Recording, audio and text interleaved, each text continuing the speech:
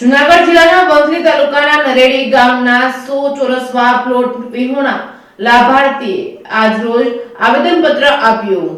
જૂનાગઢના વંથલી તાલુકાના નરેડી ગામના 100 ચોરસ મીટર વાર પ્લોટમાં વિહોણા લાભાર્થીને આજરોજ આવેદનપત્ર આપ્યું હતું। નરેડી ગામે પીએમવાયના લાભાર્થીઓને પ્લોટ મંજૂર થતા પ્લોટ ફાળવવામાં નહીં આવે તો ઉપવાસ આંદોલનની ચીમકી ઉચ્ચારી છે। જૂનાગઢ જિલ્લાના વંથલી તાલુકાના નરેડી ગામના પ્લોટ વિહોણા લાભાર્થીઓને માનસર નમ્ર અરજ છે કે વંથલી તાલુકાના નરેડી ગામે 100 ચોરસ વાર પ્લોટના લાભાર્થી તથા પીએમએવાયના લાભાર્થીને છેલ્લા 1 વર્ષથી ગ્રામ પંચાયત નરેડી તથા વંથલી તાલુકા પંચાયત વિભાગના જવાબદાર અધિકારીઓ તરફથી અમને ખોટી રીતે એન-કેન પ્રકારે કાગળો દ્વારા હેરાન પરેશાન કરી લાભથી વંચિત રાખેલ છે। ત્યારે હવે અમારી ધીરજ ખૂટી હોય ત્યારે અમે અમારા બાળ બચ્ચા તથા પરિવાર સાથે ગાંધી ચિંધ્યા માર્ગે વંથલી શહેરના બસ સ્ટેશન પાસેના મેઇન ગેટ સામે ઉપવાસ આંદોલન કરવા મજબૂર બનીશું। આ બાબતે ન્યાય ન મળતો હોય તો અમે તમામ લાભાર્થીઓ ના છૂટકે કુદરતના સિદ્ધાંત વિરુદ્ધ જીવન ટૂંકાવવા પરિવાર સાથે મજબૂર થવું પડે તો તેમ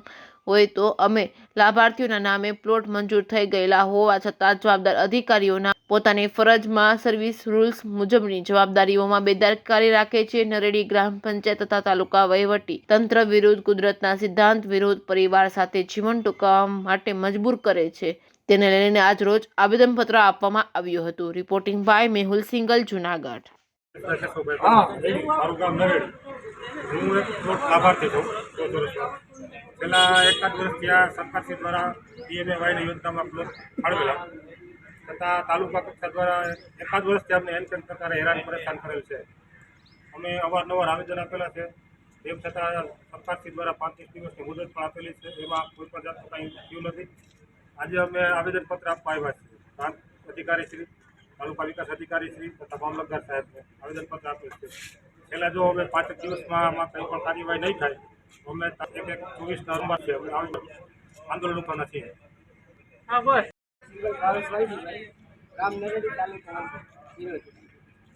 હવે આમાં અમે 100 ચોરસ વાર પ્લોટની લગભગ એક વર્ષ જેવું થયું અવારનવાર આવેદનપત્ર આપ્યા છે અને મામલતદાર સાહેબે લેખિત આપ્યું 35 દિવસનું, એને પણ આજે 8 મહિના જેવો સમય વયો ગયો।